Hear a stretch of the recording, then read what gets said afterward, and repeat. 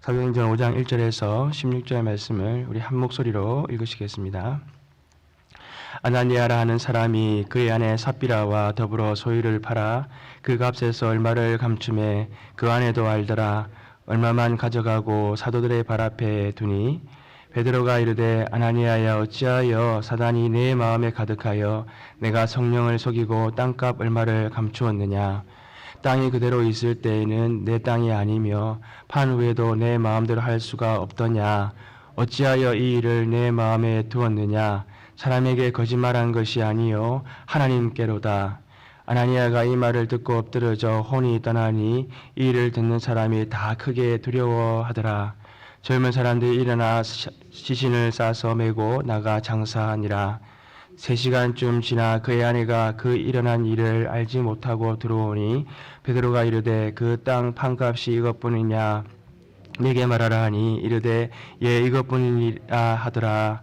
베드로가 이르되 너희가 어찌 함께 꾀하여 주의 영을 시험하려 하느냐. 보라 내 남편을 장사하고 오는 사람들의 발이 문 앞에 이르렀으니 또 너를 메어 나가리라 하니 곧 그가 베드로의 발 앞에 엎드러져 혼이 떠나는지라.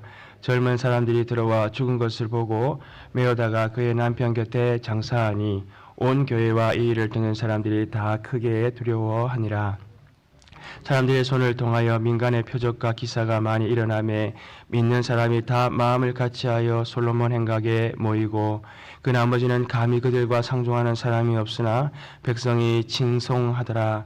믿고 죽기로 나오는 자가 더 많으니 남녀의 큰 무리더라. 심지어 병든 사람을 메고 거리에 나가 침대와 요 위에 누이고 베드로가 지날 때에 혹 그의 그림자라도 누구에게 덮일까 바라고 예루살렘 부근에 수많은 사람들도 모여 병든 사람과 더러운 귀신에게 괴로움 많은 사람을 데려와서 다 나음을 얻으니라. 아멘. 할렐루야. 오늘은 나바오 비전 트립에 대한 간증부터 조금 말씀드리고 그 다음에 본문으로 들어가기 원합니다. 구 선교사님이라고 하는 분을 통해서 저희가 방문하게 된 나바오 마운튼 에일리언스 철치는 여기서부터 한 10시간 정도 운전을 해서 가야 하고 나바오에서도 북쪽 산 쪽에 가까운 곳에 있는 그러한 교회였습니다. 이 교회는 1964년에 세워진 교회였고 최근에 리모델링이 되어져서 그 지역에서는 아주 아름다운 모습을 갖추는 그러한 교회였습니다. 비록 물 시설이 없고 또 마루 바닥에서 자야 하는 그러한 어려움이 있었지만 광활한 자연 속에서 정말 하나님을 가까이 경험하고 체험할 수 있는 묵상할 수 있는 그러한 곳이었습니다. 그리고 우리가 만난 나바오인들은 참으로 순박한 그러한 사람들이었습니다. 현재 교인 수는 한 20여 명 정도 되는 그러한 교회이고 주일학교는 5명 정도이고 유스는 없었습니다. 저희가 온다는 얘기를 듣고 그날 그동안 교회에 나오지 않았던 사람들이 다시 교회로 나오는 일들이 있었습니다. 우리가 예배 시간에 나바오로 어메이징 그레이스를 불렀을 때에는 성도들 중에서 함성이 터져 나왔습니다. 그날 주일 학교는 우리 유스들이 예배를 인도하였는데 주일 아침 급하게 마을로 가서 아이들 3명 정도를 더 이렇게 데려와서 우리 주일 학교 아이들이 유스들과 함께 예배를 잘 드렸습니다. 주일 오후 5시에는 마을잔치를 우리가 하였습니다. 5시에 한다고 했는데 6시 반이 되어야 이제 사람들이 모여들었습니다. 약 한 20명 정도의 사람들이 참석한 가운데 마을잔치를 하였습니다. 유스들이 먼저 그곳 현지 아이들과 함께 무대에 서서 워십 댄스를 하였고 이어서 우리 오하라 권사님과 리엄과 션이 국악 연주와 난타 공연을 하였습니다. 유스들이 지저스 버스라고 하는 스키 드라마를 통해서 예수 그리스도의 그 복음의 메시지를 전하였습니다. 그리고 문화선교단의 부채춤 공연이 있었고 마지막으로 제가 10분 정도의 그런 메시지를 전했습니다. 그날이 마침 6.25 우리 그 전쟁 기념일이었기 때문에 나바오 통신병이 우리 한국에 와서 그 전사하고 그 정말 헌신하였던 것에 대해서 제가 머리를 숙여서 깊이 감사를 드렸습니다. 담임 목사님이 우리 참전용사나 그 가족을 찾아서 감사하고 발을 씻어 주라고 하신 미션을 우리가 감당하지 못했지만 대신에 그 나바오인들에게 우리가 감사의 마음을 우리가 표하고 돌아왔습니다. 이번 선교를 통해서 나바오 교회와 우리 교회가 협력이 시작되었다는 점, 그것을 참으로 감사하게 되었습니다. 서로 기도하고 협력하는 가운데 나바오 땅과 또 우리 LA 지역에 더 하나님의 나라가 왕성히 세워지기를 기대하는 마음을 가지게 되었습니다. 현지 목사님 델만 목사님의 말씀에 따르면 1970년대에 나바오 땅에 큰 부흥의 역사가 있었다고 합니다. 그때 많은 교회들이 세워졌고 그리고 지금은 다시 그 부흥을 기대하고 있다라고 그렇게 말씀을 하셨습니다. 우리 교회 유스들이 그곳에 가서 BBS를 통해서 아이들에게 복음을 전하고 그 부모님들을 교회로 연결할 때에 나바오 땅에 다시 한번 성령의 역사, 부흥의 역사가 일어나기를 기대하는 마음을 가지고 돌아오게 되었습니다. 다 같이 또 계속해서 기도해 주시기를 바라겠습니다. 오늘 우리가 본문 말씀에 돌아와서 우리가 보고 있는 이 사도행전은 바로 성령의 행전이요 주의 권능을 입은 자들이 담대히 복음을 전하는 증인들의 행전입니다. 우리가 1장에서 보았듯이 예수님이 승천하시면서 약속하신 그 성령을 제자들은 기다리고 있었습니다. 2장에서 마가의 다락방에 모여서 그 약속하신 성령을 기다리던 중에 그 성도들이 기도하는 가운데 성주의 성령이 120명의 성도에게 모두 임하게 되었습니다. 성령의 권능을 입은 제자들은 놀라운 삶을 살기 시작했습니다. 제자들은 일어나서 담대히 복음을 전하게 되었고 많은 사람들이 회개하고 세례를 받고 죽게 돌아온 역사가 있어서 교회가 시작되었습니다. 성도들은 서로 물건을 통용하며 성전에 모이기에 힘쓰며 떡을 떼며 하나님을 찬미하니 날마다 구원받는 수가 더하여져 갔습니다. 3장에서는 베드로와 요한이 미문에 앉아있던 안전병이를 일으키는 사건이 있었습니다. 이 일을 본 사람들이 놀라서 베드로와 요한 앞에 모이게 되었습니다. 베드로는 이것을 복음을 전할 기회로 삼고 예수 그리스도를 담대히 전하였습니다. 베드로의 증언으로 믿는 자의 수가 점점 많아지자 종교 지도자들은 이 제자들을 공회에 불러 세워서 너희가 무슨 권세와 누구의 이름으로 이 일을 행하느냐라고 그들을 문책하였습니다. 그리고 그 내용이 4장에 나와 있습니다. 그러나 베드로는 성령이 충만하여서요 더 이상 두려워하거나 주저함 없이 공회 앞에서 이렇게 말하였습니다. 다른 이로서는 구원을 받을 수 없나니 천하 사람 중에 구원을 받을 만한 다른 이름을 우리에게 주신 일이 없음이니라 라고 이렇게 단호하게 얘기를 하였습니다. 공회는 제자들에게 더 이상 예수 그리스도에 대해서 사람들에게 전파하지 말아라고 그렇게 위협하였지만 제자들은 우리가 보고 들은 것을 말하지 아니할 수 없다라고 하면서 조금도 뜻을 굽히지 않았습니다. 이러한 위협 가운데 제자들이 담대히 복음을 전할 때에 어떤 일이 일어났습니까? 기적과 이적과 기사가 많이 나타났고 교회 안에서도 놀라운 일들이 일어났습니다.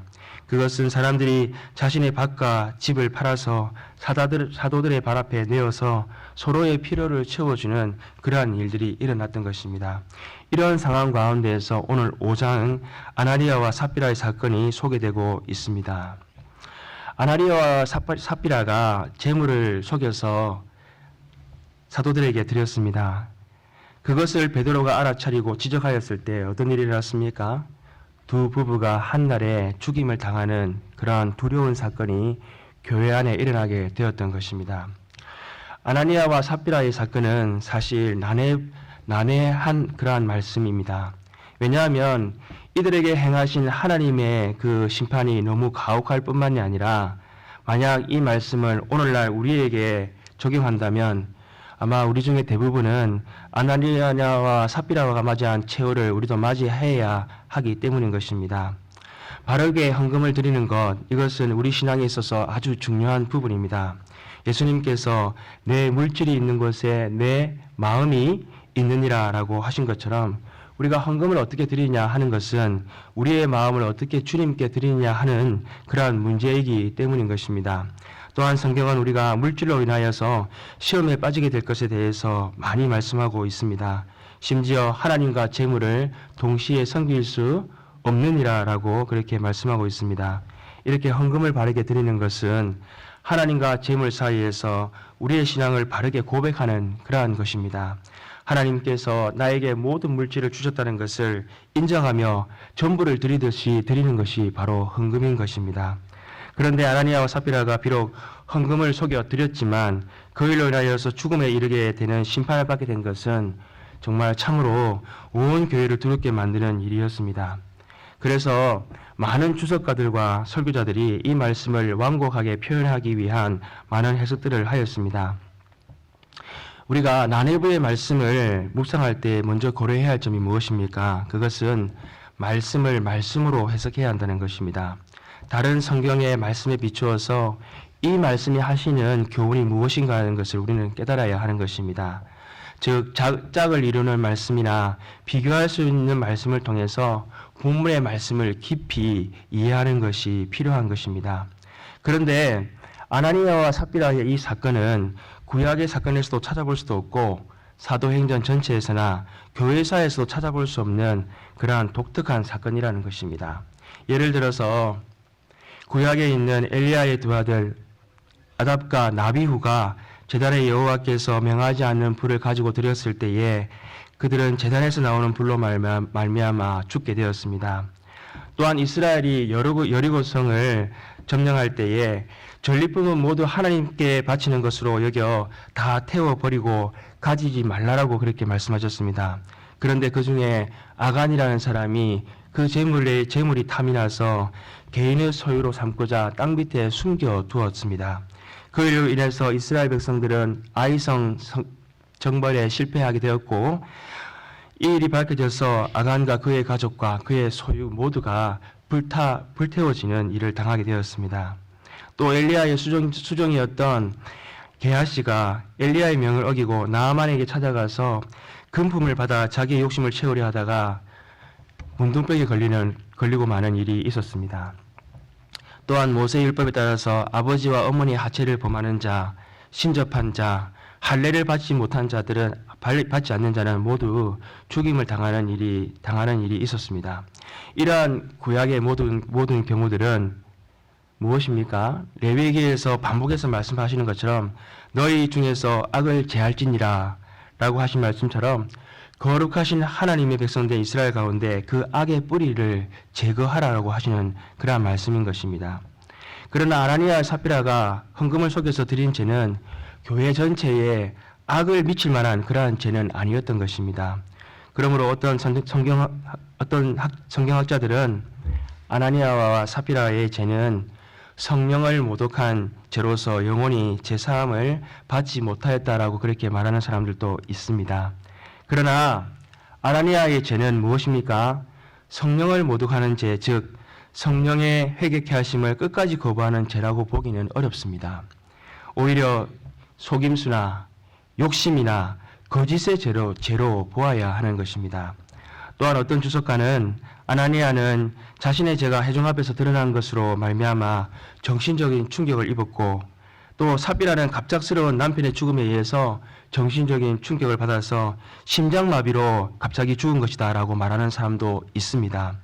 그러나 우리가 이 정황을 볼 때에 베드로가 아나니아와 삽비라가 거짓으로 헌물을 하고 있다는 것을 어떻게 알았겠습니까? 그것은 하나님께서 그에게 주신 영적인 분별력으로 그것을 알아보았던 것입니다. 또한 베드로가 그들의 죄를 지적하자 그들은 즉시로 땅에 엎드러져서 그들의 혼이 떠나가고 말았습니다. 이례적으로 아나니아의 삽비라의 죽음에 대해서 사람들은 이 죽은 시신을 즉시로 장사하였습니다. 유대인들의 관습에 따르면 그 시신을 즉시 장사하는 것이 아니라 그 장례 예식을 시간을 두고 하는 것이 마땅한 것이었습니다. 그러나 이 죽음은 하나님의 심판을 받아 죽은 것이었기에 그들이 즉시 땅에 묻었던 것입니다. 또한 사람들은 이 일이 하나님이 하신 일인 줄 알고 어떻게 하였습니까? 크게 두려워하였다라고 성경은 기록하고 있는 것입니다. 그러므로 아나니아와 삽비라의 죽음은 하나님의 심판이었다는 것을 우리가 알 수가 있는 것입니다. 우리가 3절에서 6절 말씀을 한 번 더 읽어보도록 하겠습니다. 베드로가 이르되 아나니아야 어찌하여 사단이 내 마음에 가득하여 내가 성령을 속이고 땅값 얼마를 감추었느냐. 땅이 그대로 있을 때에는 내 땅이 아니며 판 후에도 내 마음대로 할 수가 없더냐. 어찌하여 이 일을 내 마음에 두었느냐. 사람에게 거짓말한 것이 아니요 하나님께로다. 아나니아가 이 말을 듣고 엎드려져 혼이 떠나니 이 일을 듣는 사람이 다 크게 두려워하더라. 젊은 사람들이 일어나 시신을 싸서 메고 나가 장사하니라. 우리 두 번째로 아나니아와 삽비라의 사건과 같이 난해한 말씀을 우리가 묵상할 때에는 본문의 정황을 통해서 이 말씀에 이 사건이 우리에게 어떠한 의미를 주는가 하는 것을 우리가 살펴보는 것이 필요합니다.